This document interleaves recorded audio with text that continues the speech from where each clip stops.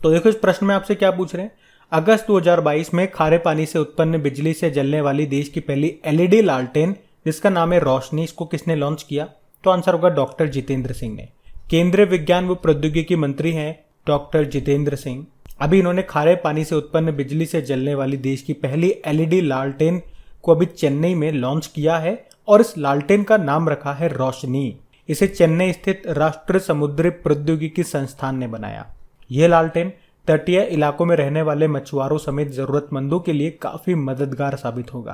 अच्छा, इसी तरह से आपको याद होगा अभी इंडियन ऑयल कॉरपोरेशन ने एक सोलर चूल्हा भी लॉन्च किया था जिसका नाम है सूर्या नूतन। और बताओ अभी अडानी ग्रीन ये कहां पर भारत की पहली पवन सौर हाइब्रिड बिजली सुविधा शुरू करेगा? तो आंसर होगा राजस्थान के जैसलमेर में।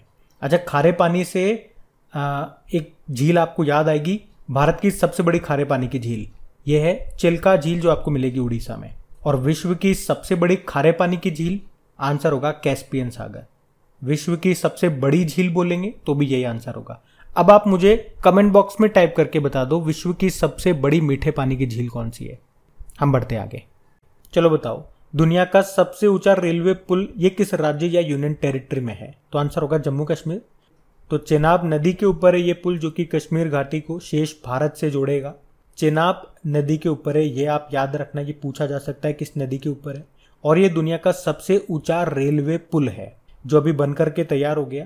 बनकर के तैयार होने से मतलब है अभी जो इसका आर्च वाला पोर्शन है ना वो पूरा कंप्लीट हो गया। जो ऊपर एक जॉइंट था फाइनल वो जॉइंट लगा दिया गया। इसका निर्माण शुरू हुआ था सन 2002 में अटल जी के टाइम पे। ये कुतुब मीनार से भी 5 गुना ऊंचा है और नदी तल से इसकी ऊंचाई कितनी है? 359 मीटर है। और पेरिस में जो एफिल टावर है उससे ये 35 मीटर ऊंचा है।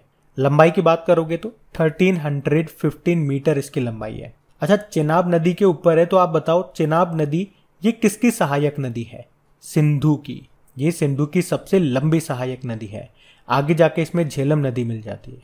और अगर आपसे पूछूं मैं कि चेनाब नदी इसको वेदों में क्या कहा गया? अस्कनी। झेलम नदी को वेदों में क्या कहा गया?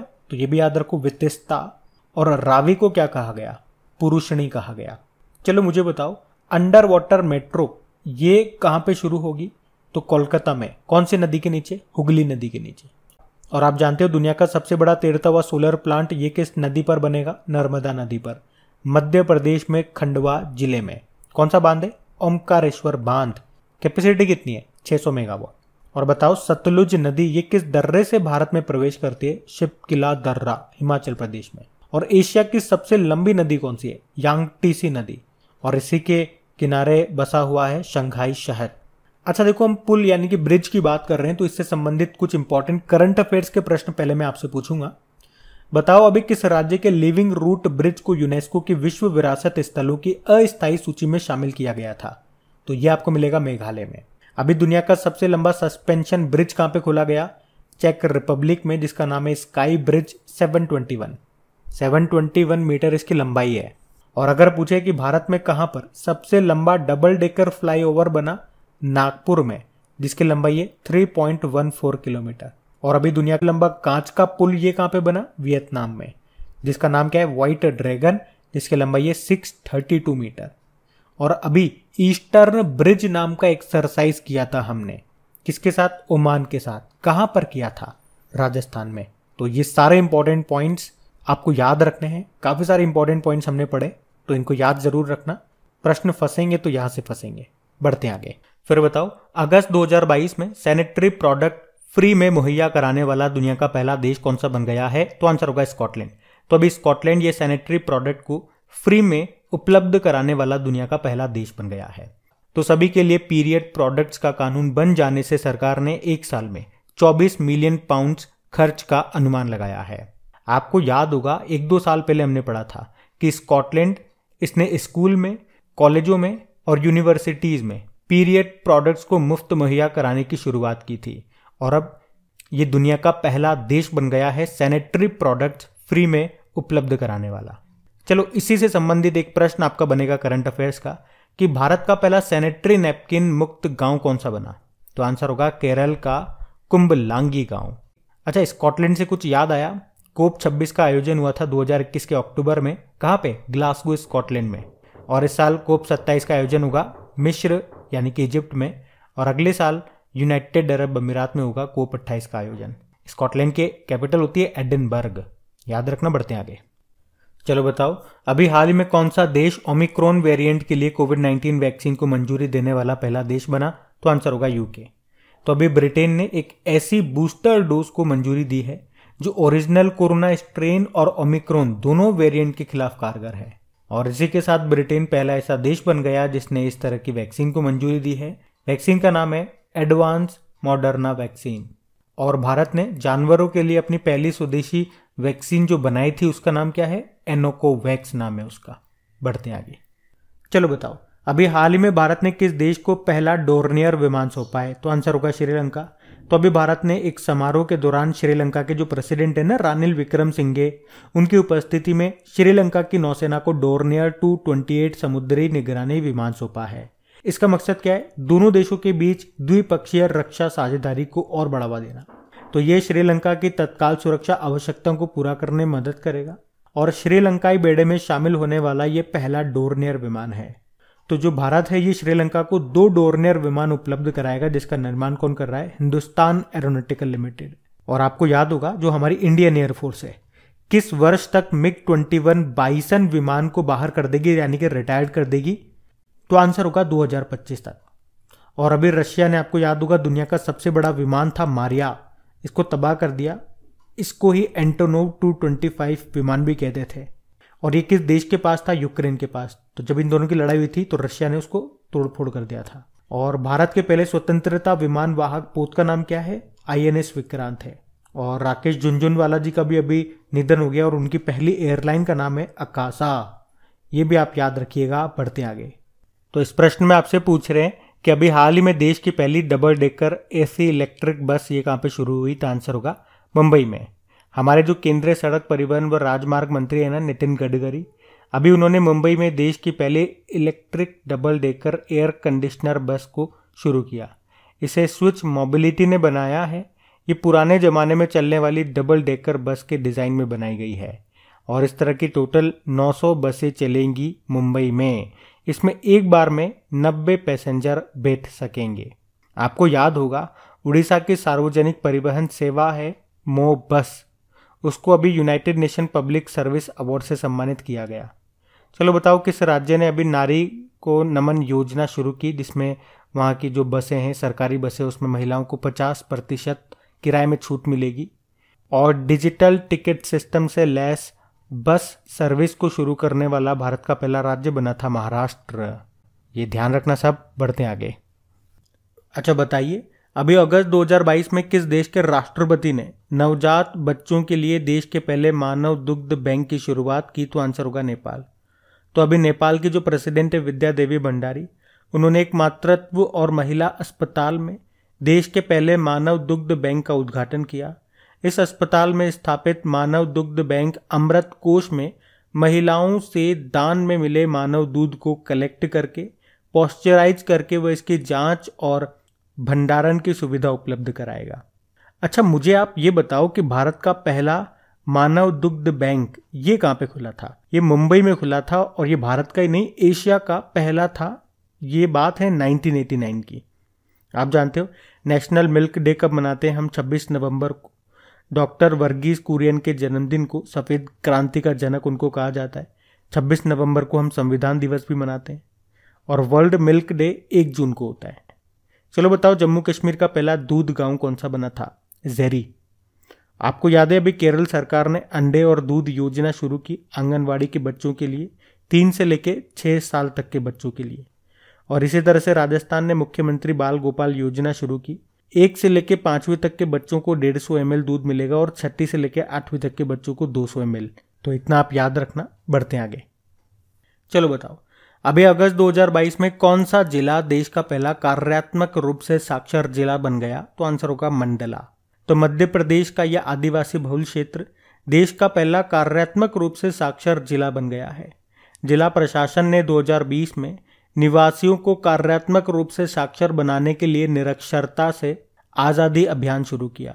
तो किसी भी व्यक्ति को कार्यात्मक रूप से साक्षर कब कहा जाता है?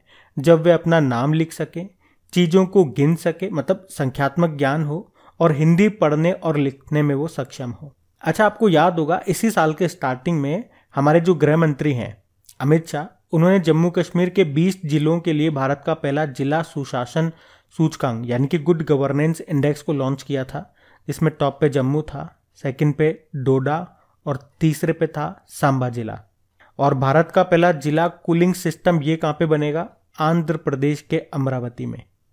अच्छा, हर गांव में पुस्तकालय वाला देश का पहला जिला कौन सा बना था? झारखंड का जामताड़ा जिला। और आयुष्मान भारत प्रधानमंत्री जन आरोग्य योजना के तहत 100% घरों को कवर करने वाला भारत का पहला जिला यह है जम्मू कश्मीर का सांबा जिला। और देश का पहला हर घर जल प्रमाणित जिला कौन सा बना था? मध्य प्रदेश का बुरहानपुर। तो ये सारे पॉइंट्स आप याद रखना। बढ़ते हैं आगे। चलो बताओ, अगस्त 2022 में कौन सा राज्य देश का पहला हर घर जल प्रमाणित राज्य बन गया है? तो आंसर होगा गोवा। तो गोवा ये देश का पहला हर घर जल प्रमाणित राज्य बन गया है, जबकि दादर व नागर हवेली तथा दमन व दीव ये देश का पहला प्रमाणित केंद्र शासित प्रदेश बन गया है। तो अब इस राज्य और इस केंद्र शासित प्रदेश यूनियन टेरिटरी में अब सभी गांवों के लोगों को नल कनेक्शन के माध्यम से सुरक्षित पेयजल उपलब्ध हो रहा है। आप जानते हो जल जीवन मिशन, इसकी शुरुआत होती है 2019 में, जिसका टारगेट है 2024 तक देश के हर ग्रामीण घर में पीने योग्य जल का पानी उपलब्ध कराना। अभी देश का पहला हर घर जल प्रमाणित जिला कौन सा बना था? मध्य प्रदेश का बुरहानपुर। और आप जानते हो हर घर जल वाला देश का 100वां जिला कौन सा बना था? हिमाचल प्रदेश का चंबा जिला। ध्यान रखना ये। बढ़ते आगे। चलो बताओ, अगस्त 2022 में हिंदुस्तान एरोनॉटिकल लिमिटेड ने किस देश में अपना पहला अंतर्राष्ट्रीय विपणन और बिक्री कार्यालय खोलने की घोषणा की? तो आंसर होगा मलेशिया। तो हिंदुस्तान एरोनॉटिकल लिमिटेड ने मलेशिया की कैपिटल कुआलालंपुर में अपना पहला international market and sales office खोलने की घोषणा की है। तो मलेशिया में ये कार्यालय हल्के लड़ाकू विमान तेजस के साथ सुखोई 30 विमान और हॉक ट्रेनर विमान के लिए नए व्यावसायिक अवसरों को बढ़ाने में मदद करेगा। ये कार्यालय हिंदुस्तान एरोनॉटिकल लिमिटेड को दक्षिण पूर्व एशिया में अपनी सेवाओं का विस्तार करने में भी मदद करेगा। Hindustan aeronautical limited headquarter Bengaluru में है, इसके अध्यक्ष हैं आर माधवन। आप जानते हो मलेशिया के साथ पहली बार हमने एक एक्सरसाइज किया था अभी, उदार शक्ति नाम से, जो कि एक एयर एक्सरसाइज था, मलेशिया में हुआ था ये। अच्छा, भारत का एक ड्रोन स्टार्टअप भी है गरुड़ एरोस्पेस, जिसके अभी ब्रांड एम्बेसडर बने थे महेंद्र सिंह धोनी, याद होगा आपको। तो अभी गरुड़ स्पेस भी अपना पहला एरोस्पेस प्लांट स्थापित करेगा मलेशिया में ही। मलेशिया की कैपिटल कुआलालंपुर है, जहाँ पे आपको हेडक्वार्टर मिलेगा बैडमिंटन वर्ल्ड फेडरेशन का। मलेशिया रिंगिट करेंसी है, प्रधानमंत्री हैं इस्माइल साबरी याकूब। चलो एक प्रश्न का उत्तर आप लोग दो कि भारत से सबसे पहले ब्रह्मोस मिसाइल ये कौन सा देश खरीद रहा है? बताओ, हम बढ़ते हैं आगे। इस प्रश्न में आपसे पूछ रहे हैं अभी हाल ही में किस पाकिस्तानी क्रिकेटर को पाकिस्तान का तीसरा सर्वोच्च नागरिक सम्मान सितारा ए इम्तियाज देने की घोषणा की गई? तो आंसर होगा बाबर आजम को। तो पाकिस्तान क्रिकेट टीम के कप्तान है बाबर आजम और इनको पाकिस्तान के तीसरे सर्वोच्च नागरिक सम्मान सितारा ए इम्तियाज देने की अभी घोषणा की गई है। इनके अलावा पाकिस्तान महिला क्रिकेट टीम की जो कप्तान है बिस्माह मारूफ, इनको तमगा ए इम्तियाज देने की घोषणा की गई। आपको याद होगा अभी कुछ समय पहले वेस्ट इंडीज के जो पूर्व कप्तान है डैरन सैमी, उनको भी पाकिस्तान ने सितारा ए पाकिस्तान से सम्मानित किया था। और बिल गेट्स को पाकिस्तान का दूसरा सबसे बड़ा नागरिक सम्मान दिया गया, जिसको कहते हैं हिलाल ए पाकिस्तान। अच्छा, वैसे अभी दलाई लामा से आपको याद आएगा लद्दाख का सर्वोच्च नागरिक सम्मान मिला इनको, जिसको कहते हैं डिपाल RN जेम डस्टन। और कांग्रेस के वरिष्ठ नेता शशि थरूर, इनको फ्रांस का सर्वोच्च नागरिक सम्मान मिलेगा। और अभी एक कन्नड़ अभिनेता है पुनीत राजकुमार, पिछले साल निधन हो गया था, इनको मरणोपरांत मिलेगा कर्नाटक रत्न पुरस्कार। और रतन टाटा जी को असम ने अपना सर्वोच्च नागरिक सम्मान दिया, जिसको कहते हैं असम वैभव। तो ये सारे पॉइंट्स आप एक्स्ट्रा में याद रखना। बढ़ते आगे। चलो फिर बताओ, Indian film festival of Melbourne awards 2022 में लाइफ टाइम अचीवमेंट पुरस्कार किसे प्रदान किया गया? तो आंसर होगा कपिल देव को। तो अभी Indian film festival of Melbourne 2022 ने 13वें एडिशन के लिए प्रतिष्ठित पुरस्कारों के विजेताओं की घोषणा की, जिसमें बेस्ट एक्टर का अवार्ड मिला है रणवीर सिंह को 83 मूवी के लिए। बेस्ट एक्ट्रेस का अवार्ड मिला है शेफाली शाह को जलसा मूवी के लिए। कबीर खान की फिल्म है 83, उसको बेस्ट फिल्म के लिए चुना गया। और सुजीत सरकार और अपर्णा सेन को क्रमशः सरदार उधम और द रैपिस्ट के लिए बेस्ट डायरेक्टर का अवार्ड मिला है। और कपिल देव को लाइफ टाइम अचीवमेंट अवार्ड मिला। ये आप याद रखना, बढ़ते आगे। चलो बताओ, अगस्त 2022 में किसके घर को ब्लू प्लेग सम्मान से सम्मानित किया गया? तो आंसर होगा दादा भाई नौरोजी। तो भारतीय स्वतंत्रता संग्राम के प्रतिष्ठित सदस्य रहे और ब्रिटेन के पहले भारतीय सांसद दादा भाई नौरोजी दक्षिण लंदन में जिस घर में लगभग 8 सालों तक रहे, उसे ब्लू प्लेग यानी कि नीली पट्टिका से सम्मानित किया गया। तो इंग्लिश हेरिटेज चैरिटी की योजना ब्लू प्लेग लंदन की ऐतिहासिक महत्व की इमारतों को दिया जाने वाला एक सम्मान है। दादा भाई नौरोजी से याद रखना, एक प्रश्न पूछा जाता है एग्जाम में कि 1866 में ईस्ट इंडिया संघ की स्थापना किसने की थी? दादा भाई नौरोजी ने। कहां पे? लंदन में की थी, जिसका उद्देश्य क्या है? अंग्रेजों के बीच भारतीय जनता की शिकायतों की आवाज उठाना।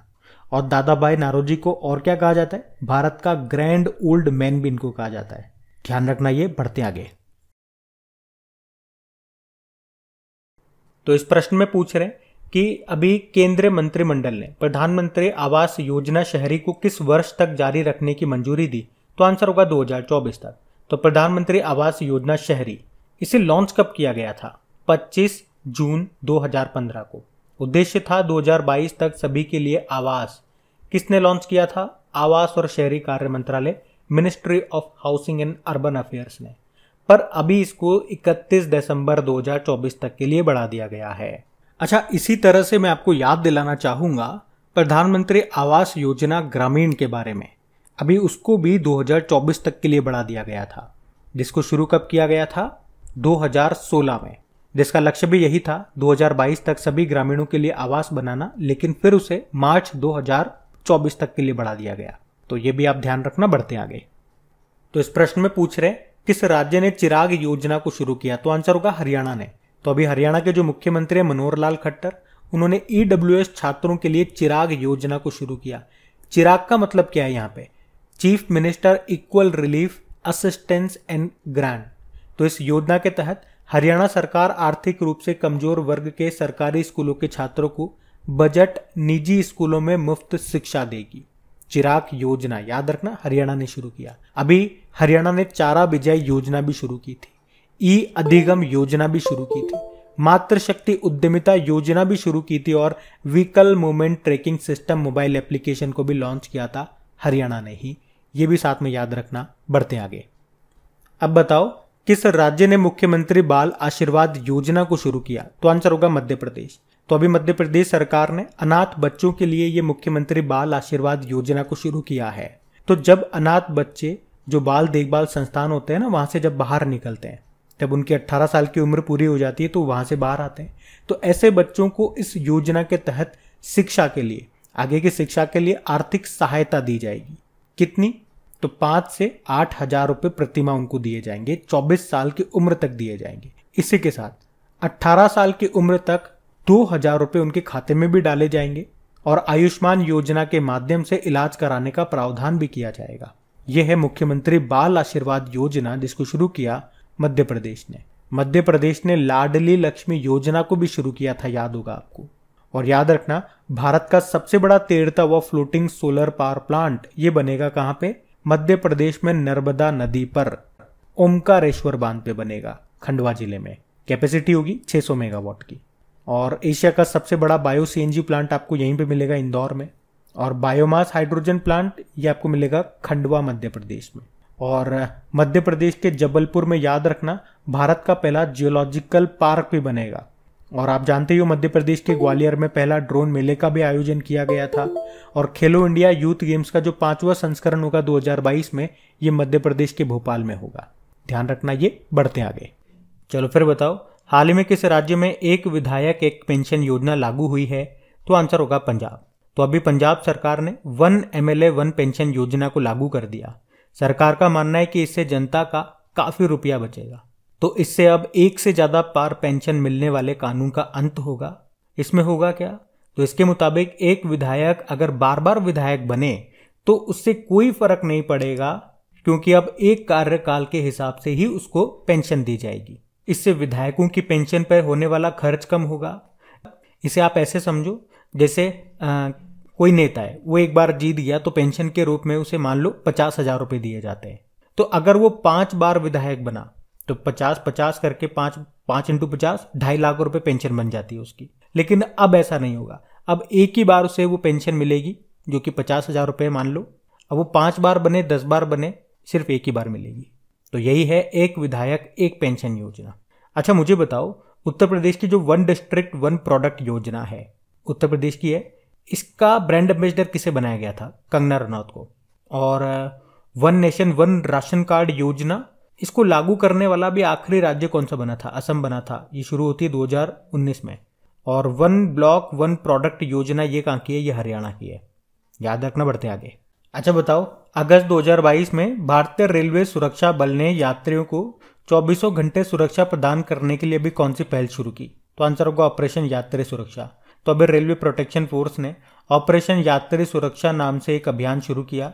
तो इस अभियान के तहत यात्रियों को 24 घंटे सुरक्षा प्रदान करने के लिए कई कदम उठाए गए। अच्छा, रेल मंत्री कौन है हमारे? अश्विनी वैष्णव है। पहले रेल मंत्री थे जॉन मथाई। रेलवे बोर्ड के नए चेयरमैन और सीईओ कौन बने? विनय कुमार त्रिपाठी बने। याद रखना, बढ़ते आगे। अब आप बताओ, अगस्त 2022 में किस राज्य या यूनियन टेरिटरी के मुख्यमंत्री ने make in India number 1 mission की घोषणा की? तो आंसर होगा दिल्ली। तो दिल्ली के मुख्यमंत्री कौन? अरविंद केजरीवाल। अभी उन्होंने 17 अगस्त 2022 को make in India number 1 mission की घोषणा की है। इसे दिल्ली के तालकटोरा स्टेडियम में लॉन्च किया गया।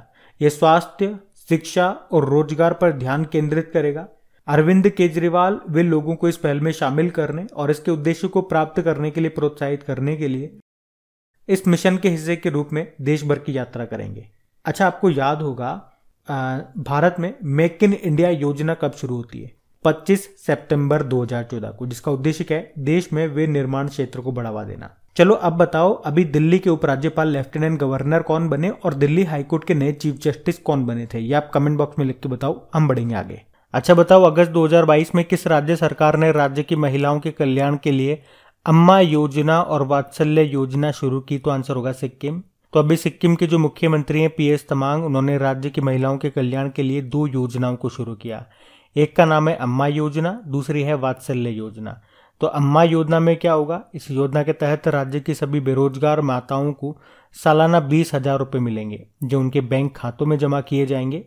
जबकि वात्सल्य योजना के तहत निसंतान महिलाओं को इन वेट्रो फर्टिलाइजेशन उपचार के लिए 3 लाख रुपए की सहायता दी जाएगी। सिक्किम की कैपिटल गंगटोक है, यहाँ के मुख्यमंत्री PS तमांग हो गए। अच्छा, सिक्किम का स्टेट बटरफ्लाई क्या है? Blue Duke. और सिक्किम की स्टेट फिश क्या है? केटली है। ये भी नई बनी थी, इसलिए मैं आपको बता रहा हूँ, ये ध्यान रखना। बढ़ते आगे। चलो फिर बताओ, अभी हाल ही में किसे भारत और पाकिस्तान में United nation military observer group in India in Pakistan के प्रमुख के रूप में नियुक्त किया गया? तो आंसर होगा गुइलेर्मो पाब्लो रियोस। तो अभी संयुक्त राष्ट्र महासचिव हैं एंटोनियो गुतेरेस। अभी उन्होंने अर्जेंटीना के गुइलेर्मो पाब्लो रियोस को भारत और पाकिस्तान में संयुक्त राष्ट्र सैन्य पर्यवेक्षक समूह के मिशन प्रमुख और मुख्य सैन्य पर्यवेक्षक के रूप में नियुक्त किया है। अच्छा, ये जो United nation military observer group in Pakistan and India है, इसकी स्थापना हुई थी 1947 में। क्यों की गई थी स्थापना? तो जम्मू कश्मीर के लिए भारत और पाकिस्तान के बीच में युद्ध विराम की निगरानी करने के लिए इसकी स्थापना की गई थी। तो याद रखना, ये जो गुइलेर्मो पाब्लो रियोस है, ये कहाँ से है? अर्जेंटीना से है। वही अर्जेंटीना जिसकी कैपिटल बुएनोस आयर्स है। अच्छा, अर्जेंटीना में जो घास के मैदान है उनको क्या कहा जाता है? पंपास घास के मैदान। आपको याद होगा, अभी यूनाइटेड नेशन में बांग्लादेश की जो परमानेंट रिप्रेजेंटेटिव थी रबाब फातिमा, उनको under secretary general of United nation बनाया गया। भारतीय अमनदीप सिंह गिल को प्रौद्योगिकी पर संयुक्त राष्ट्र प्रमुख का दूत नियुक्त किया गया और लेफ्टिनेंट जनरल मोहन सुब्रमण्यम को दक्षिण सूडान में संयुक्त राष्ट्र मिशन का फोर्स कमांडर बनाया गया था। जबकि भारतीय अर्थशास्त्री हैं जयति घोष, उनको संयुक्त राष्ट्र के सलाहकार बोर्ड में अभी शामिल किया गया था। अब आप मुझे फटाफट से लिख के बता दो यूनाइटेड नेशन इसकी स्थापना कब हुई थी और इसका मुख्यालय कहाँ पर है, क्योंकि इसके महासचिव तो बता दिए ना आपको, एंटोनियो गुतेरेस है। बढ़ते आगे, फिर बताओ अगस्त 2022 में अभी उत्तराखंड के नए ब्रांड एम्बेसडर कौन बने, तो आंसर होगा ऋषभ पंत। तो उत्तराखंड सरकार, इन्होंने भारतीय क्रिकेटर ऋषभ पंत को अपना ब्रांड एम्बेसडर बनाया। इससे पहले अक्षय कुमार को भी बनाया था। चलो बताओ, अभी उत्तर प्रदेश में एक जिला एक उत्पाद अभियान का ब्रांड एम्बेसडर किसे बनाया गया था, कंगना रनौत को। आप जानते हो अवनी लखेरा के बारे में, शूटर है, जयपुर की रहने वाली है और अभी टोक्यो पैरालंपिक में ये हमारे लिए गोल्ड जीत करके लाई थी। तो राजस्थान में बेटी बचाओ बेटी पढ़ाओ का ब्रांड एम्बेसडर इन्हीं को बनाया गया। और ये प्रश्न अभी एग्जाम में पूछा गया था, किसी एक एग्जाम में पूछा गया था ये प्रश्न, ये याद रखना। और दीपिका पादुकोण लुई वुइटन की ब्रांड एम्बेसडर बनने वाली पहली भारतीय बनी थी, ये याद रखना। ये बढ़ते आगे, और अगर आपसे पूछे कि हाल ही में भारत में मास्टर कार्ड का ब्रांड एम्बेसडर किसे बनाया गया, तो आंसर होगा लक्ष्य सेन, किदाम्बी श्रीकांत, चिराग शेट्टी और सात्विक साईराज रंकीरेड्डी को। ये सभी हमारे बैडमिंटन प्लेयर्स हैं जिन्हें अभी भारत में मास्टर कार्ड का ब्रांड एम्बेसडर बनाया गया। वे सभी थॉमस कप 2022 और कॉमनवेल्थ गेम्स 2022 के विजेता हैं। आपको याद है नीरज चोपड़ा, अभी कोको कोला ने लिम्का स्पोर्ट्स प्रमोशन के लिए इनको चुना था। मास्टर कार्ड के सीईओ का नाम याद रखना, मिशेल माइबेक। बढ़ते आगे, चलो बताओ अगस्त 2022 में केन्या के नए राष्ट्रपति कौन बन गए, तो आंसर होगा विलियम रूटो। तो विलियम रूटो ये पिछले 9 साल से केन्या के उपराष्ट्रपति थे और अब ये होंगे केन्या के नए राष्ट्रपति। अभी तक यहाँ के राष्ट्रपति थे उरुहु केन्याटा, जिनका कार्यकाल पूरा हो गया। केन्या की कैपिटल नैरोबी है और याद रखना यूनाइटेड नेशन एनवायरनमेंट प्रोग्राम, संयुक्त राष्ट्र पर्यावरण कार्यक्रम का हेडक्वार्टर आपको नैरोबी में मिलेगा। करेंसी है केन्यन शिलिंग। और अभी इजराइल के प्रधानमंत्री कौन बने, यायर लैपिड। और कोलंबिया के प्रेसिडेंट बने थे गुस्टावो पेट्रो। और ऑस्ट्रेलिया के कौन बने, एंथनी अल्बनीज बने।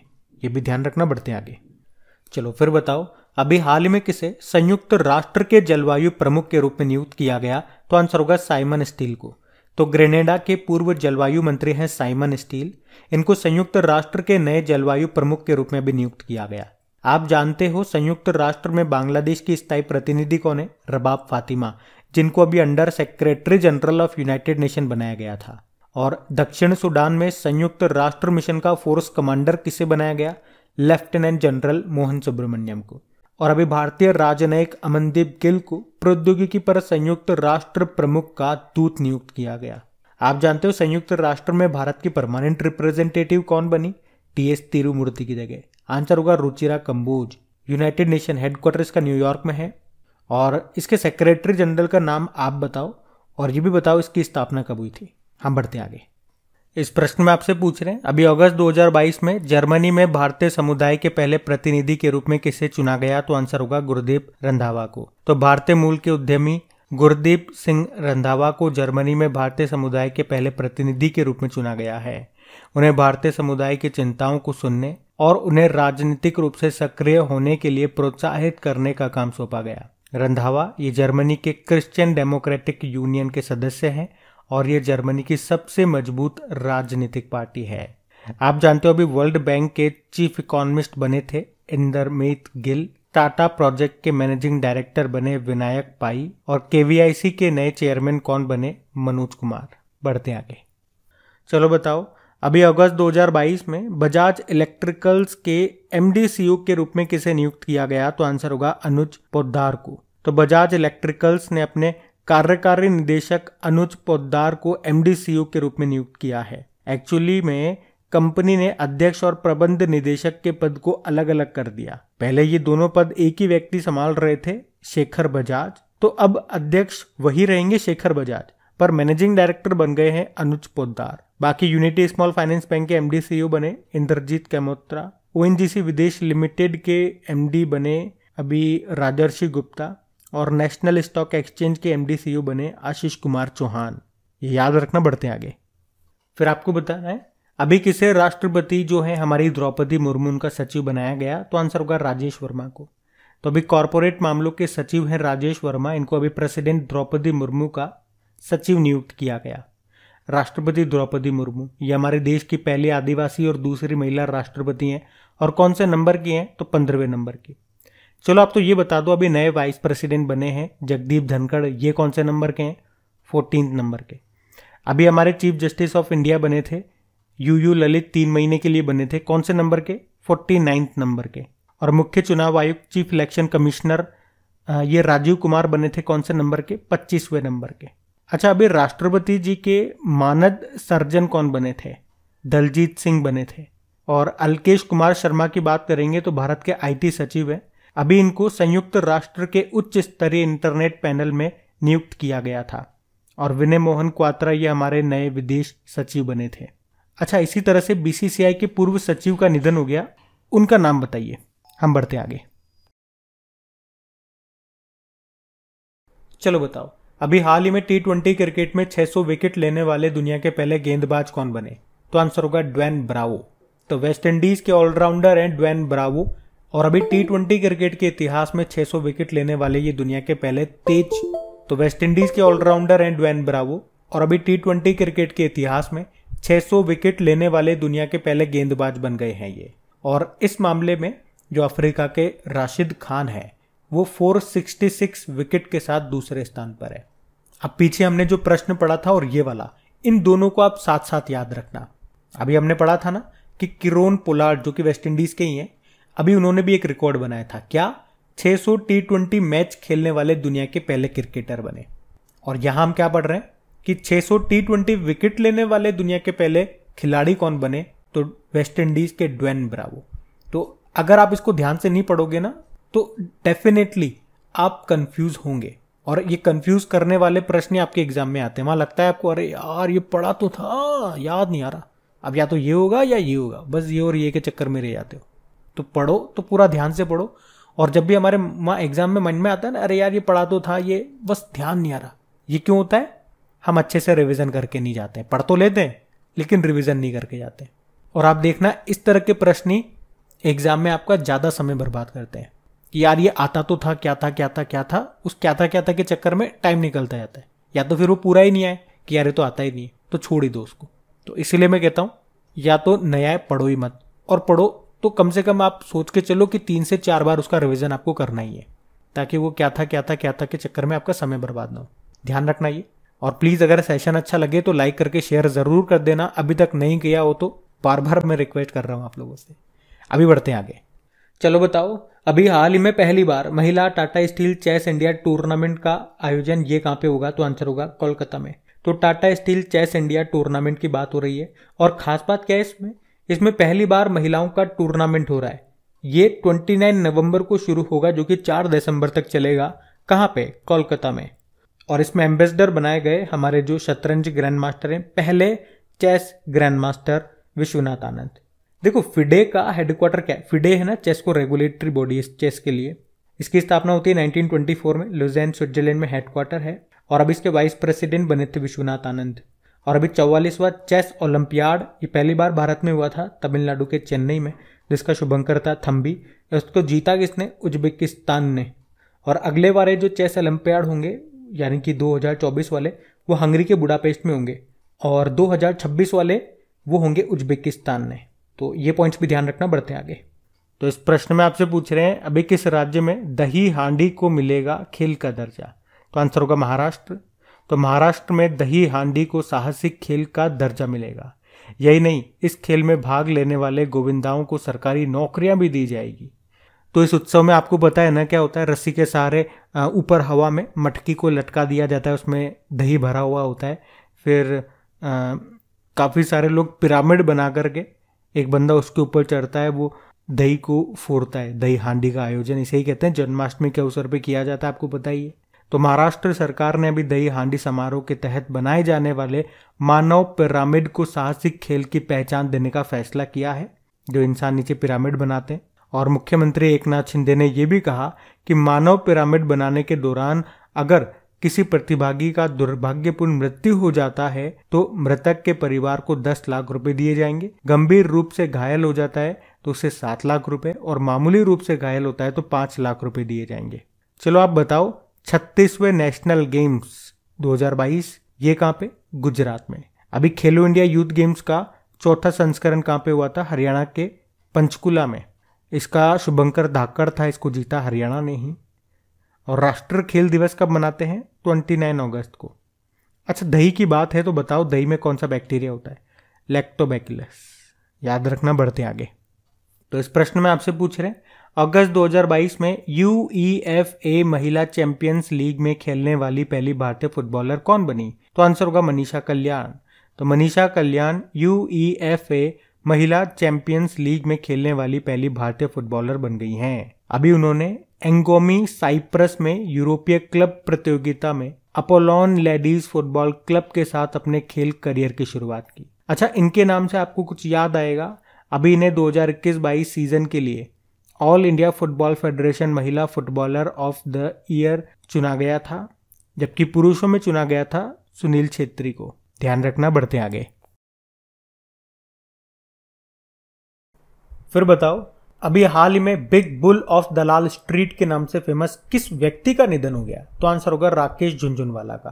तो दलाल स्ट्रीट के बिग बुल के नाम से मशहूर निवेशक थे ये राकेश झुनझुनवाला, जिनका अभी 62 वर्ष की उम्र में निधन हो गया। लगभग $5.8 बिलियन के अनुमानित संपत्ति के साथ वे भारत के 36वें सबसे अमीर अरबपति थे।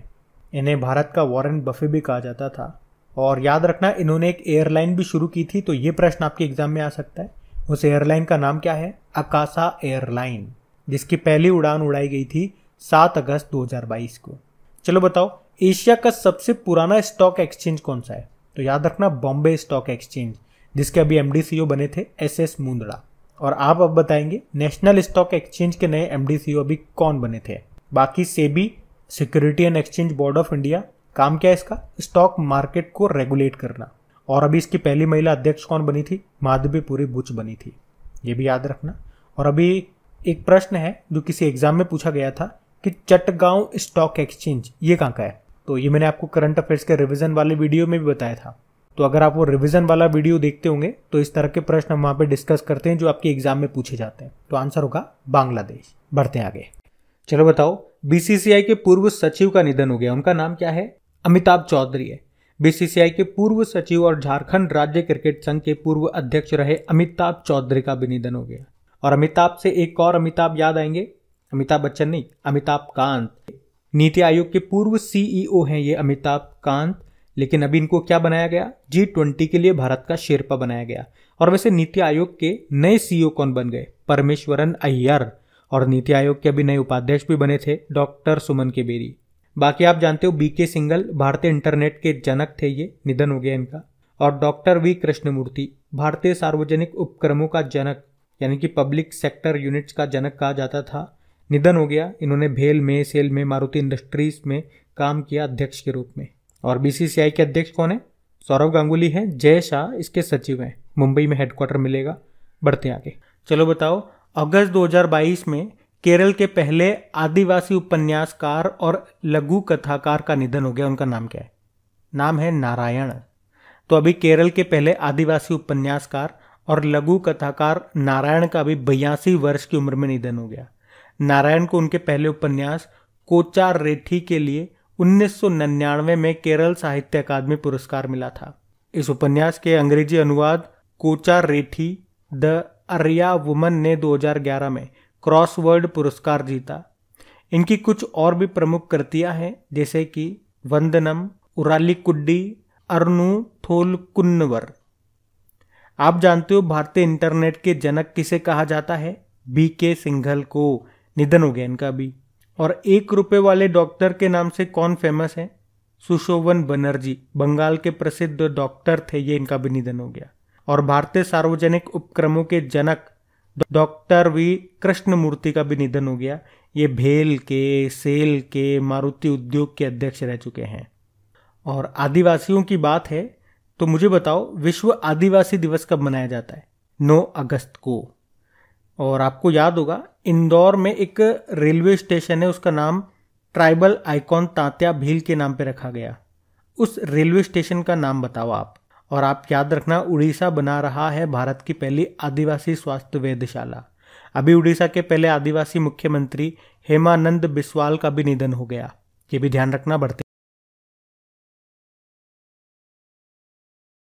चलो बताओ, हाल ही में अरुणाचल प्रदेश के तीसरे हवाई अड्डे का नाम क्या रखा गया? तो आंसर होगा डोनी पोलो हवाई अड्डा। तो अभी अरुणाचल प्रदेश सरकार ने अपने तीसरे हवाई अड्डे का नाम डोनी पोलो हवाई अड्डे रखा है, जो ईटानगर में निर्माणाधीन है।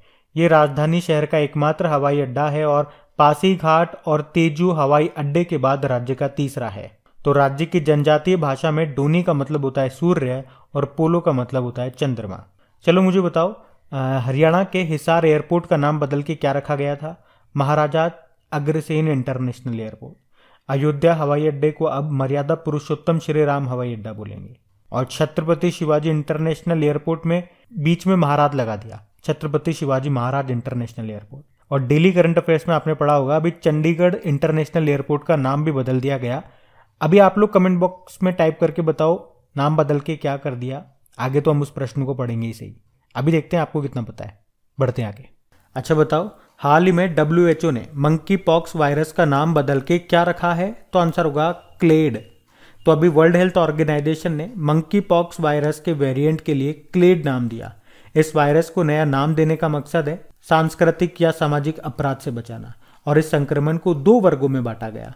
तो जितने भी केसेस ऐसे हैं जो कि कांगो बेसिन में पाए जाते हैं, उनका नाम रखा है क्लेड 1। और जितने भी केस ऐसे हैं जो कि नाइजीरिया के आसपास के हैं, उनको नाम दिया क्लेड 2। चलो मुझे बताओ, भारत में मंकी पॉक्स का पहला मामला कहां पे आया था? केरल में पाया गया था। कहां से आया था वो व्यक्ति? यूनाइटेड अरब अमीरात से। पूछें भारत में पहली व्यक्ति मंकी पॉक्स के कारण कहां पे हुई थी? तो वो भी केरल में हुई थी, उसी व्यक्ति की हुई थी। और इसी से अगर आप तुलना करोगे कोविड की, तो कोविड-19 का पहला मामला केरल में ही आया था, लेकिन डेथ कर्नाटक में हुई थी, पहली डेथ। अभी मॉडर्ना वैक्सीन याद है, उसको मंजूरी देने वाला पहला देश बना यूके। और याद है अभी ओमिक्रॉन के लिए मॉडर्ना वैक्सीन को मंजूरी देने वाला पहला देश कौन सा बना? यूके। अच्छा, आपको याद होगा भारत में जो डेल्टा वेरिएंट आया था उसका नाम क्या था? B.1.617.2। और कप्पा वेरिएंट आया था, तो कुछ भी नहीं करना, जो लास्ट में 2 है ना उसको जगह 1 लगा दो, तो क्या हो जाएगा? B.1.617.1। तो ये आप जरूर याद रखना। बढ़ते हैं आगे।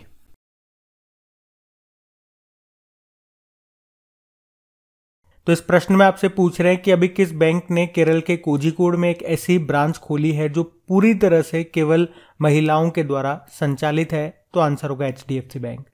तो अभी HDFC बैंक ने एक अनोखी पहल के अंतर्गत उत्तरी केरल के कोझिकोड में एक ऐसी ब्रांच खोली है जो पूर्ण रूप से केवल महिला कर्मचारियों के द्वारा संचालित है। इस ब्रांच में 4 महिला बैंकर हैं। बैंक के अनुसार 31 मार्च 2022 तक कार्यबल में महिलाओं की संख्या 21.7% थी और बैंक की योजना है इस संख्या को 2025 तक 25% तक बढ़ाना। चलो बताओ, किस राज्य में अभी पहला महिला बैंक खुलेगा? तो आंसर होगा राजस्थान में, जिसको ऑपरेट भी करेगी महिलाएं और महिलाओं को इसमें लोन भी दिया जाएगा। इसका नाम है राजस्थान महिला निधि। और देश का पहला रेलवे स्टेशन जो पूरी तरह से महिलाओं के द्वारा संचालित है वो है माटुंगा रेलवे स्टेशन। अच्छा, देश का पहला पूर्ण महिला स्वामित्व वाला FLO फिक्की लेडीज ऑर्गेनाइजेशन औद्योगिक पार्क ये कहाँ पे खोला गया? तो आंसर होगा हैदराबाद में। और आपको याद है कॉमनवेल्थ गेम्स 2022 में पहली बार महिला क्रिकेट को शामिल किया गया इसमें, और इसमें टॉप पे रहा था ऑस्ट्रेलिया, भारत दूसरे स्थान पे रहा था। क्रिकेट में बात कर रहे हैं, ओवरऑल बात नहीं कर रहे। ओवरऑल तो ऑस्ट्रेलिया टॉप पे था और भारत चौथे स्थान पे था। HDFC बैंक की बात करेंगे, इसका हेडक्वार्टर मुंबई में है। मैनेजिंग डायरेक्टर शशिधर जगदीशन है। We can understand your world इसकी टैगलाइन होती है। बाकी SBI अभी इसने उत्सव सावधि जमा यानी कि उत्सव फिक्स्ड डिपॉजिट योजना शुरू की। और फेडरल बैंक ये नए टैक्स प्लेटफॉर्म पर गेटवे सूचीबद्ध करने वाला पहला बैंक बना। यूनियन बैंक ऑफ इंडिया अभी इसकी पहली महिला MD CEO बनी थी, A मणिमेखलाई। ये याद रखना। बढ़ते हैं आगे। फिर बताओ, अभी हाल ही में SBI ने स्टार्टअप के लिए समर्पित पहली ब्रांच कहाँ पे खोली? तो आंसर होगा बेंगलुरु में। तो SBI ने स्टार्टअप के लिए खास तौर पर समर्पित अपनी पहली ब्रांच बेंगलुरु में खोली है। तो स्टेट बैंक ऑफ इंडिया के अनुसार बेंगलुरु के कोरमंगला में स्थित ये शाखा शेयर बाजारों में लिस्ट होने तक स्टार्टअप कंपनियों को वित्तीय समर्थन देगी। मतलब स्टार्टअप्स के लिए ये मुख्य रूप से काम करेगी। तभी तो देश में स्टार्टअप को सपोर्ट करने के लिए, उन्हें फंड देने के लिए ये पहली बैंक ब्रांच होगी। और आप जानते हो बेंगलुरु को भारत का स्टार्टअप हब भी कहते हैं। तो कहाँ पे खुला ये? बेंगलुरु में। आपको याद है गूगल ने छोटे शहरों में 10,000 स्टार्टअप्स की मदद करने के लिए स्टार्टअप स्कूल इंडिया पहल शुरू की थी। और अभी स्टार्टअप रैंकिंग 2021 में गुजरात और कर्नाटक टॉप पे रहा था। वैसे नेशनल स्टार्टअप डे कब मनाते हैं? 16 जनवरी को। और भारत का 100वां यूनिकॉर्न ये बना था। यूनिकॉर्न मतलब एक ऐसा स्टार्टअप जिसका मार्केट कैप $100 बिलियन के पार पहुंच जाए तो उसे कहते हैं यूनिकॉर्न। और ये भारत का 100वां नंबर का बना था नियो बैंक ओपन। ये ध्यान रखना और यही ध्यान रखना। अभी तो बढ़ते आगे। फिर बताओ अभी किस बैंक ने सुरक्षित बैंकिंग प्रथाओं को बढ़ावा देने के लिए विजिल आंटी अभियान शुरू किया? तो आंसर होगा HDFC बैंक। तो अभी HDFC बैंक ने लोगों में सुरक्षित बैंकिंग की आदतों को बढ़ावा देने के उद्देश्य से एक अभियान शुरू करने की घोषणा की है। इस अभियान का नाम क्या होगा? Vigil aunty. और टेलीविजन पर लोला कुट्टी का लोकप्रिय किरदार निभाने वाली अनुराधा मेनन विजिल आंटी अभियान के चेहरा बनेंगी। आपको याद होगा HDFC बैंक ने इससे पहले एक साइबर सिक्योरिटी अभियान मुंह बंद रखो ये भी शुरू किया था। और अब ये विजिल आंटी अभियान के जरिए सुरक्षित बैंकिंग के लिए क्या करें और क्या ना करें के बारे में जागरूकता पैदा करेंगे। बाकी HDFC बैंक के बारे में आपको पीछे बता ही चुका हूं, तो अभी बढ़ते हैं आगे। अच्छा फिर बताओ हाल ही में किस बैंक ने उत्सव सावधि जमा यानी कि उत्सव फिक्स्ड डिपॉजिट योजना को शुरू किया? तो आंसर होगा SBI ने। तो अभी स्टेट बैंक ऑफ इंडिया ने उत्सव सावधि जमा नाम से एक योजना शुरू की है। तो इस फिक्स्ड डिपॉजिट योजना में ब्याज दरें सामान्य से ज्यादा होंगी। इसमें स्टेट बैंक ऑफ इंडिया 1000 दिनों के लिए जमा पर 6.10% की दर से हर साल ब्याज देगा और वरिष्ठ नागरिकों को 0.50% अतिरिक्त ब्याज मिलेगा। ये योजना अभी 15 अगस्त 2022 को शुरू हुई और 75 दिनों तक रहेगी। अगर कोई भी व्यक्ति इस योजना का फायदा उठाना चाहता है तो 75 दिनों के अंदर बैंक में कांटेक्ट कर सकता है। बैंक के अध्यक्ष कौन है? दिनेश कुमार खारा, मुंबई में हेडक्वार्टर है।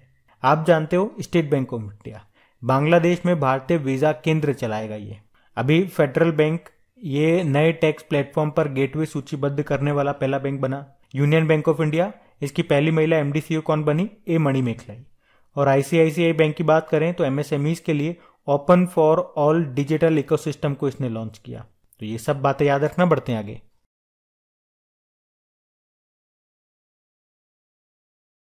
तो इस प्रश्न में आपसे पूछ रहे हैं अभी विश्व मानवतावादी दिवस वर्ल्ड ह्यूमैनिटेरियन डे कब मनाया गया? तो आंसर होगा 19 अगस्त को। तो हर साल 19 अगस्त को विश्व मानवतावादी दिवस के रूप में मनाया जाता है। इसका उद्देश्य क्या है? उन लोगों को श्रद्धांजलि अर्पित करना जिन्होंने सभी बाधाओं के खिलाफ मानवतावादी सेवा के लिए अपने प्राणों की आहुति दी। पहली बार 2009 में मनाया गया था। इसको थीम क्या है? It takes a village. वैसे 19 अगस्त को वर्ल्ड फोटोग्राफी डे के रूप में भी मनाया जाता है। थीम क्या है इसकी वर्ल्ड फोटोग्राफी डे की? Pandemic lockdown through the lens. अब ध्यान से सुनना, ये तो हमने पढ़ा वर्ल्ड ह्यूमैनिटेरियन डे। एक इंटरनेशनल ह्यूमन राइट्स डे भी होता है, अंतर्राष्ट्रीय मानवाधिकार दिवस। वो होता है 10 दिसंबर को। तो दोनों को अलग अलग याद रखना, कंफ्यूज मत हो जाना। बढ़ते हैं आगे। फिर बताओ अभी सद्भावना दिवस कब मनाया गया? तो आंसर होगा 20 अगस्त को। तो हर साल 20 अगस्त को सद्भावना दिवस के रूप में मनाया जाता है। ये दिन पूर्व प्रधानमंत्री थे राजीव गांधी, उनको श्रद्धांजलि देने और सद्भावना के भाव का विस्तार करने के लिए मनाया जाता है। इस साल 20 अगस्त 2022 को हम पूर्व प्रधानमंत्री राजीव गांधी जी की 78वीं नंबर की जयंती मना रहे हैं। वैसे 20 अगस्त को विश्व मच्छर दिवस वर्ल्ड मॉस्किटो डे और 20 अगस्त को ही अक्षय ऊर्जा दिवस रिन्यूएबल एनर्जी डे के रूप में भी मनाते हैं। ये भी ध्यान रख लेना। बढ़ते हैं आगे। चलो बताओ जनवरी 2023 में 17वां प्रवासी भारतीय दिवस ये किस शहर में आयोजित किया जाएगा? तो आंसर होगा इंदौर में। तो जनवरी 2023 में 17वां प्रवासी भारतीय दिवस ये इंदौर में आयोजित किया जाएगा।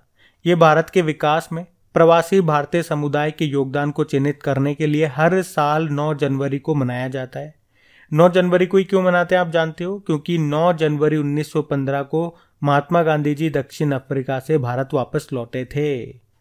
अच्छा 2021 में हमने जो 16वां प्रवासी भारतीय दिवस मनाया था उसमें मुख्य अतिथि कौन थे? सूरीनाम के प्रेसिडेंट चंद्रिका प्रसाद। आपको बता दूं हमने 2003 में पहली बार प्रवासी भारतीय दिवस मनाया, फिर हर साल मनाते थे, लेकिन 2015 से फिर हमने कहा कि अब इसे 2-2 साल में एक बार मनाया जाएगा। अच्छा आप मुझे बताओ 2023 में जो 23वें नंबर के India international sea food show है, जो इसका आयोजन ये कहाँ पे होगा, कोलकाता में। आप जानते हो 2023 में G20 शिखर सम्मेलन की मेजबानी करेगा भारत, और भारत में भी जम्मू कश्मीर में होगी ये बैठक। और 2023 में अंतर्राष्ट्रीय ओलंपिक समिति के सत्र की मेजबानी कौन करेगा, मुंबई करेगा। याद रखना ये, बढ़ते आगे। चलो फिर बताओ, हाल ही में विभाजन विभीषिका स्मृति दिवस कब मनाया गया, तो आंसर होगा 14 अगस्त को। तो 2021 के स्वतंत्रता दिवस के भाषण में आपको याद होगा प्रधानमंत्री जी ने 14 अगस्त को विभाजन विभीषिका स्मृति दिवस के रूप में मनाने की घोषणा की थी। तो ये 1947 में भारत के विभाजन के दौरान पीड़ितों और लोगों की पीड़ा को याद दिलाता है। इस विभाजन में 10 से 20 मिलियन लोग विस्थापित हो गए थे और 2 से 20 लाख लोग मारे गए थे। इंग्लिश में बोलेंगे पार्टीशन हॉरर्स रिमेम्बरेंस डे, विभाजन विभीषिका स्मृति दिवस। कब, 14 अगस्त को। बढ़ते आगे। चलो फिर बताओ, अभी हाल ही में बच्चे के जन्म के शुरुआती 1000 दिनों तक परवरिश में मदद करने के लिए किस नाम से एक एप्लीकेशन को लॉन्च किया गया, तो आंसर होगा पालन 1000। तो अभी हमारे केंद्रीय स्वास्थ्य राज्य मंत्री हैं डॉक्टर भारती प्रवीण पवार। इन्होंने बच्चों के जन्म से लेकर 1000 दिनों तक उनकी परवरिश करने से संबंधी एक एप्लीकेशन को लॉन्च किया, जो कि बच्चे के बौद्धिक विकास पर केंद्रित है, और इसका नाम है पालन 1000। तो इस एप्लीकेशन के जरिए अभिभावकों को बच्चों की परवरिश संबंधी व्यवहारिक सलाह दी जाएगी। कुछ इंपॉर्टेंट एप्लीकेशंस हैं, जैसे कि बीच विजिल एप्लीकेशन, ये किसने लॉन्च किया था बताओ, गोवा ने।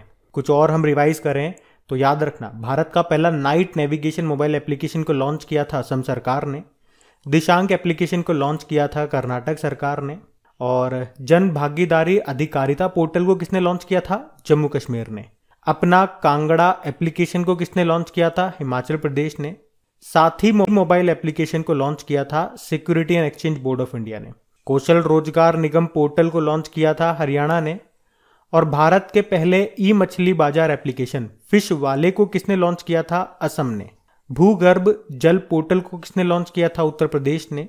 दोस्त फॉर लाइफ एप्लीकेशन को लॉन्च किया था सीबीएसई ने। डिजीनेस्ट मोबाइल एप्लीकेशन को पंजाब ने लॉन्च किया था। ई नगर मोबाइल एप्लीकेशन को गुजरात ने लॉन्च किया था। और आपको बताया, भूकंप से पहले लोगों को चेतावनी संदेश देने के लिए भूकंप अलर्ट एप्लीकेशन को लॉन्च करने वाला पहला राज्य कौन सा बना था, तो आंसर होगा उत्तराखंड। तो ये कुछ इंपॉर्टेंट एप्लीकेशन जो आपके न्यूज में थी, हमने रिवाइज करा, इनको ध्यान रखना। बढ़ते आगे। अब बताओ, अगस्त 2022 में किस केंद्रीय मंत्री ने एक्वा बाजार एप्लीकेशन को लॉन्च किया, तो आंसर होगा पुरुषोत्तम रुपाला। हमारे मत्स्य पालन व पशुपालन मंत्री हैं ये पुरुषोत्तम रुपाला, जिन्होंने अभी एक्वा बाजार नाम से एप्लीकेशन को लॉन्च किया। ये एप्लीकेशन मछली किसानों और हितधारकों को मछलियों के लिए बीज, चारा, दवाएं और मछली पालन के लिए आवश्यक सेवाओं को उपलब्ध कराएगी। इस एप्लीकेशन को किसने बनाया, ICAR central institute of fresh water aquaculture ने। आपको याद होगा, इन्होंने पुरुषोत्तम रुपाला ने ही भारत के पहले पशु स्वास्थ्य शिखर सम्मेलन का भी आयोजन किया था नई दिल्ली में। और भारत का पहला मत्स्य पालन व्यवसाय केंद्र ये कहाँ पे शुरू किया, तो आंसर होगा गुरुग्राम में। बढ़ते आगे। चलो बताओ, अभी हाल ही में कृषि मंत्री हैं नरेंद्र सिंह तोमर। इन्होंने पशुधन को त्वचा रोग से बचाने के लिए अभी कौन सी स्वदेशी वैक्सीन लॉन्च की, तो आंसर होगा लंपी प्रोवेक। तो एक रोग बड़ा तेजी से फैल रहा है हमारे यहाँ, आपने नाम सुना होगा लंपी रोग। ये मवेशियों में हो रहा है, ये वायरस से होने वाला एक रोग है, और इसकी वजह से भारत में हजारों गायों और भैंसों की मौत हो चुकी है।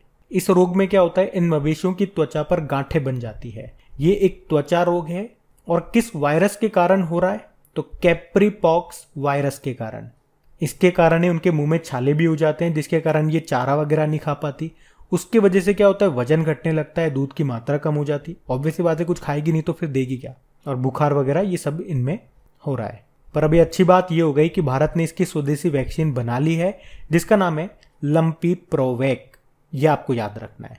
किसने बनाया, राष्ट्रीय अश्व अनुसंधान केंद्र, जो कि हिसार हरियाणा में है। और हमारे जो कृषि मंत्री हैं नरेंद्र सिंह तोमर, उन्होंने इस वैक्सीन को लॉन्च किया।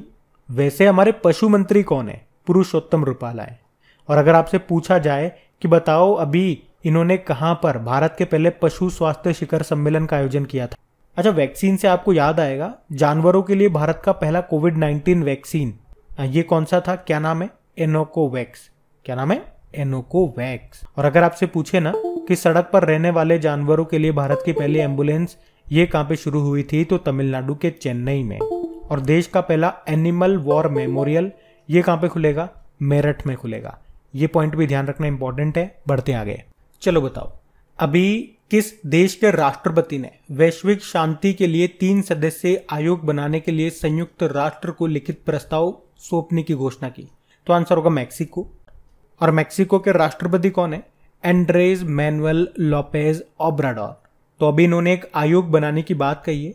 और ये आयोग क्यों बनाया जाएगा?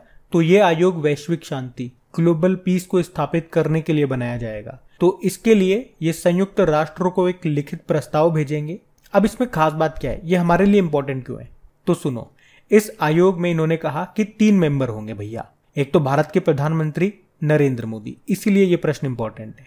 दूसरे व्यक्ति पोप फ्रांसिस, और तीसरे संयुक्त राष्ट्र के महासचिव एंटोनियो गुतेरेस। ये आयोग 5 साल के लिए बनेगा।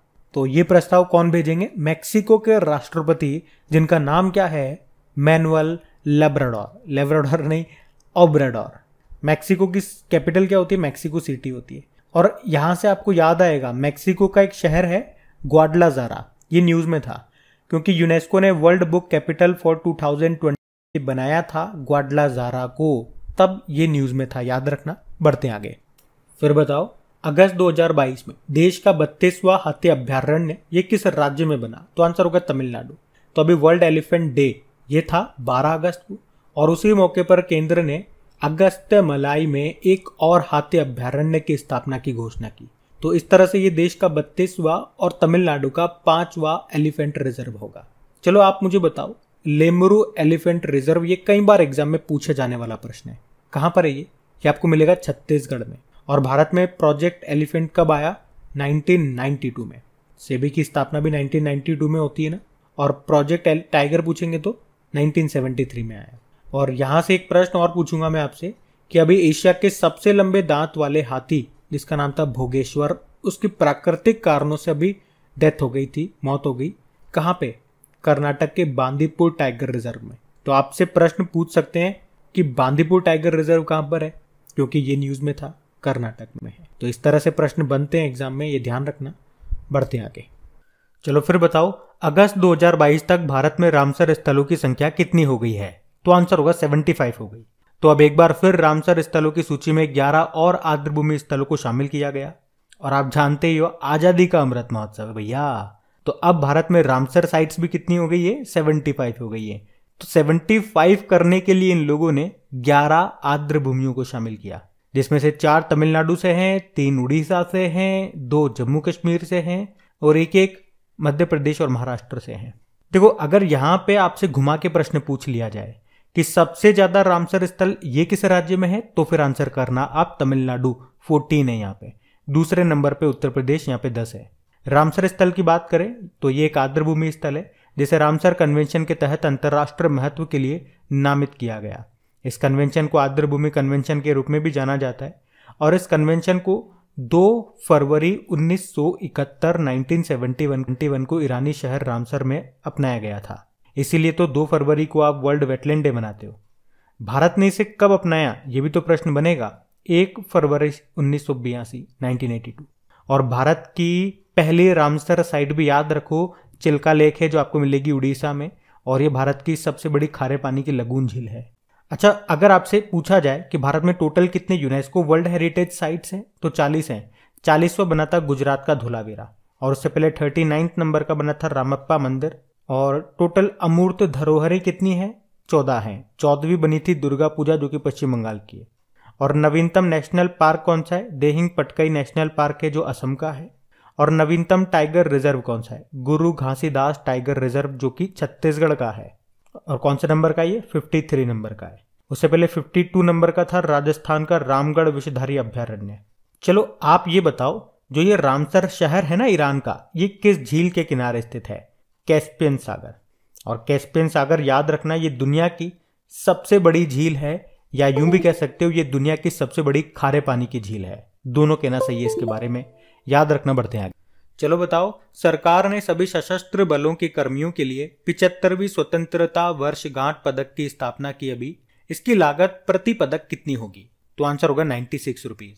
तो भारत की स्वतंत्रता के 75वें वर्ष के उपलक्ष्य में सरकार ने सभी सशस्त्र बल कर्मियों के लिए 75वीं स्वतंत्रता वर्षगांठ पदक की स्थापना की है। पदक की लागत संबंधित राज्यों के द्वारा वहन की जाएगी, जो लगभग 96 रुपीज प्रति पदक के हिसाब से होगी। और मेडल पे क्या लिखा होगा? स्वतंत्रता की पंच संपत्ति जयंती।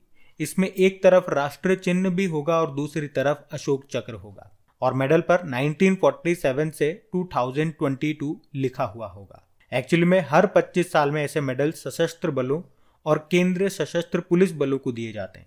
आखिरी बार 15 अगस्त 1997 में दिए गए थे, जब आजादी की 50वीं वर्षगांठ मनाई थी। अभी मना रहे हैं आजादी की 75वीं वर्षगांठ, और जब अगले 25 साल बाद जब हम 100वीं वर्षगांठ मनाएंगे तब भी इस तरह के पदक दिए जाएंगे।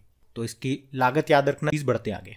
चलो फिर बताओ, अभी अगस्त 2022 में राजस्थान के जोधपुर में प्रसिद्ध मारवाड़ी योद्धा वीर दुर्गादास राठौड़ की प्रतिमा का अनावरण किया गया। किसने किया? हमारे रक्षा मंत्री राजनाथ सिंह ने। तो अभी अगस्त की बात है, रक्षा मंत्री राजनाथ सिंह ने राजस्थान के जोधपुर में, कहां पे? राजस्थान के जोधपुर में प्रसिद्ध मारवाड़ी योद्धा वीर दुर्गादास राठौड़ की प्रतिमा का अनावरण किया। अब ये कौन थे वीर दुर्गादास राठौड़? ये मारवाड़ साम्राज्य के राठौड़ राजपूत सेनापति थे। उन्होंने 17वीं शताब्दी में महाराजा जसवंत सिंह की मृत्यु के बाद मारवाड़ पर राठौड़ वंश के शासन को अकेले ही संभाला था। और अभी इनकी स्टैचू का अनावरण किया राजस्थान के जोधपुर में हमारे रक्षा मंत्री राजनाथ सिंह ने। याद रखना, ये बढ़ते आगे।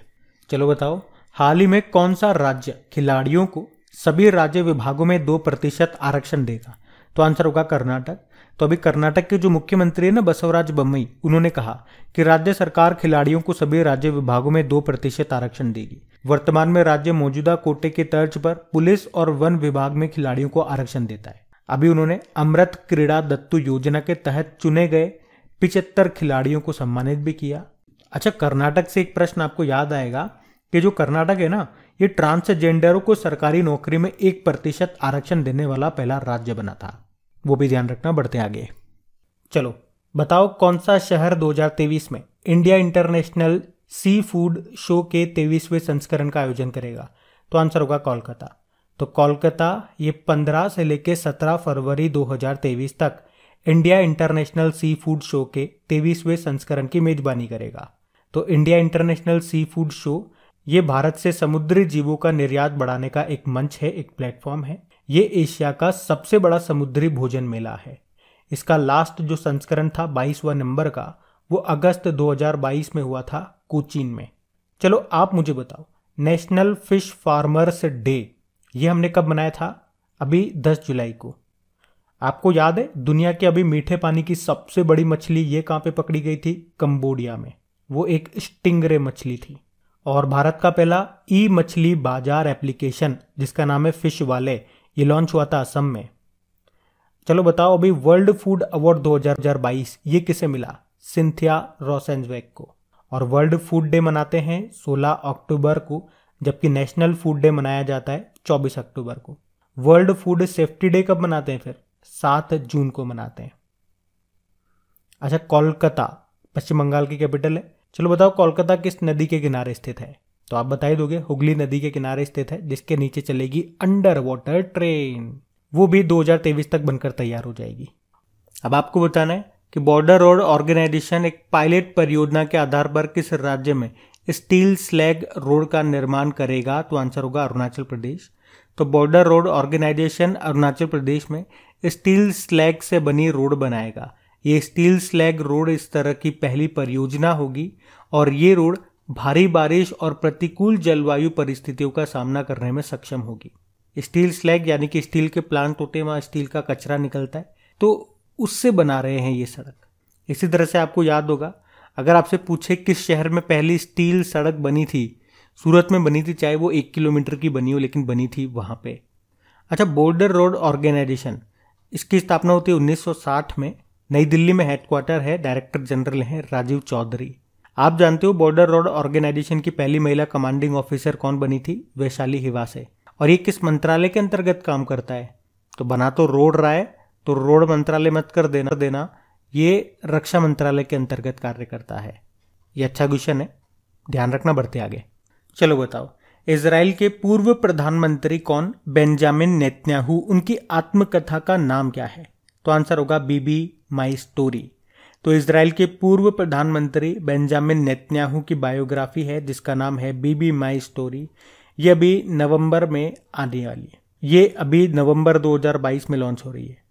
तो इस बुक में बेंजामिन नेतन्याहू के शुरुआती वर्षों से लेकर मध्य पूर्व भू राजनीति पर उनके विलक्षण दृष्टिकोण और राष्ट्रपति क्लिंटन, ओबामा और डोनाल्ड ट्रंप के साथ उनके देश के भविष्य को सुरक्षित करने के लिए उनकी बातचीत, ये सारी चीजें उसमें आपको मिलेंगी।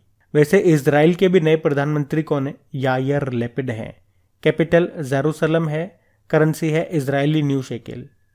आप जानते हो हमारे तमिलनाडु के मुख्यमंत्री हैं MK स्टालिन और उनकी ऑटोबायोग्राफी का नाम है उंगलिल ओरुवन।